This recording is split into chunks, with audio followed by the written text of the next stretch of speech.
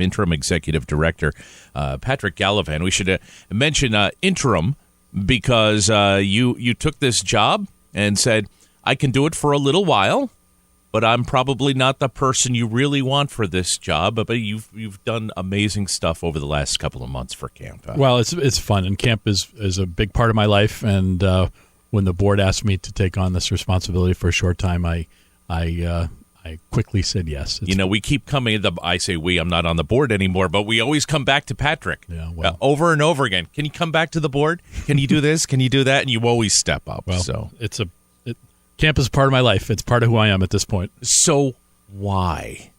What was the moment that to you just encapsulates what this place is all about?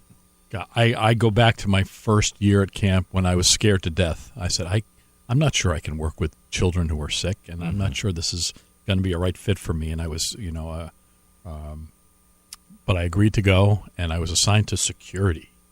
And one of my jobs on security, believe it or not, was during the night we took turns. There were two of us on security, so every other night, one of the stops, in addition to just making sure the grounds were safe, we had to go and check on youngest boy who was in the middle of treatment. And he was wearing a pack which had a morphine drip. And we basically had to check to just make sure the morphine drip was working. And so that the light was on the machine that was pumping morphine into his system on a regular basis. And I was scared. I didn't know what I was going to do if it wasn't blinking, but unfortunately I didn't have to deal with that. But, long story short, I got to know this young man, and his name was Nick. And Nick was a classic example of what Camp TaKumTA does. He used to come to camp every year, and you'd watch him get a little bit better. And his family used to say, it's amazing the progress he made in this week that he doesn't make the rest of the year. And because he's with kids that are dealing with the same issue, and his cancer went away for that week. And he just got to focus on running across the field. And he was at one point, this is a kid I watched in a wheelchair, get out of a wheelchair by the time he was running, and then he joined the staff. As a 17-year-old, 10 years later. Sadly, he got sick pretty quick again then, and he passed away. But Nick was just a joy to watch, and the magic that young man brought to other campers and to the staff, and the laughter that he brought was just, I think about Nick a lot when I'm asked that question, what made you get involved with camp and why did you stay involved with camp? It's kids like Nick.